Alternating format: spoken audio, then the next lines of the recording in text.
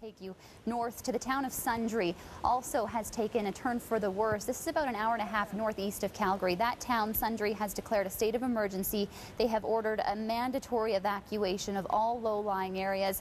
Things there are continuing to change, and we are working on talking to officials with the town of Sundre to find out what the current situation is and to give you an update if you are an individual, a family living in that community, where you can go for help. Again, unbelievable shots we're getting from Pauline Higgins and crew up in Global 1 right now, just looking over at the mass amount of water. Of course, there's only so much we can get through and through the tiny little box of your TV. So we are also working behind the scenes online. So all the latest information for even more in-depth coverage of the flooding around southern Alberta, you can go to globalnews.ca/Calgary. In the meantime, let's check in with Pauline Higgins. Pauline, can you talk a little bit more? You guys are heading to High River, am I right?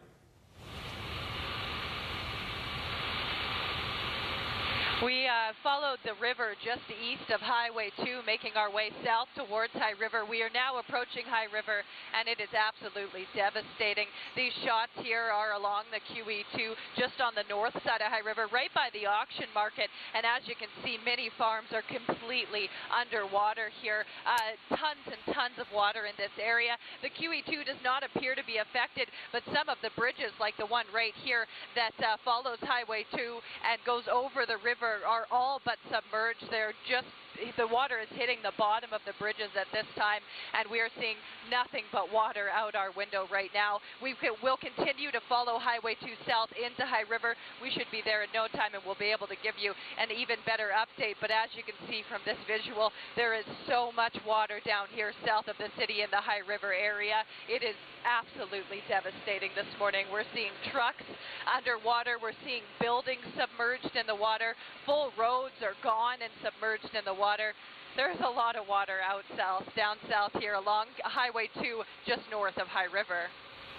What an incredible perspective, Pauline. It's amazing.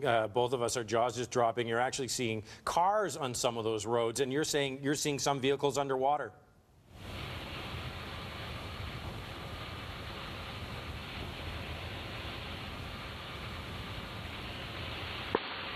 We are seeing a few cars underwater right now. Definitely some semis. Looks like they just got left where they were and are submerged in the water. Very good visual here as we take a look at this farm that used to be beside the river and is now almost in the river. We'll try to get you some more shots of the damage, but it is extensive south of Calgary, just north of High River.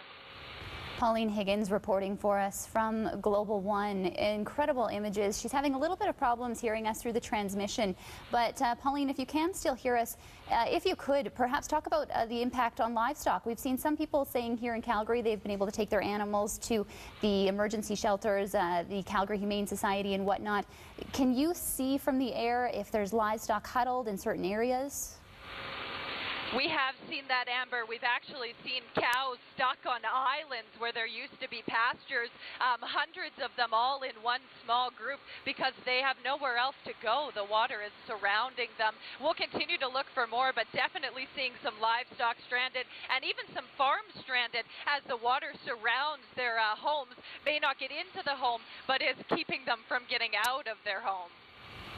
Just incredible images, and so many of those farmers would have just planted their crops. They have been completely washed out now. It's just absolutely devastating, not only the loss of property, your homes, your vehicles, your livestock. It is incredible. They are getting closer there to the town of High River. You could begin to see some of the homes there.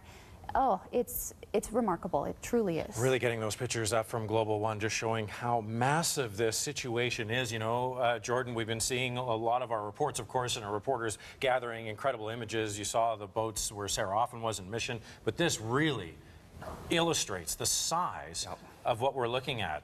Is that a school bus there? That might just be in a yard as a billboard type bus, but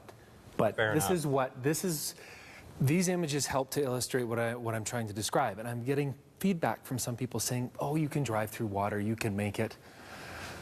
I've got a big truck, I can do it. When you see those images, and here's the thing about river systems, especially once they spill the bank, they still act in the same way of meandering. So they're going to work their way around the roads and through the roads. When you cross a road, it may not seem like the water is flowing. This is High River. This is the town of High River.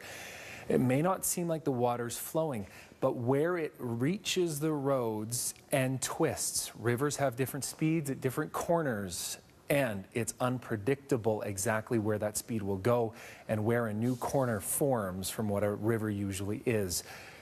You may not seem like it may not seem like the waters are flowing as fast as they actually are. There are different acting currents. They can catch your tires. Don't try and cross. Stay where you are. Go back. Don't try and cross the road. Some great images, but those rivers are very unpredictable at this point in how they're meandering over land flooding.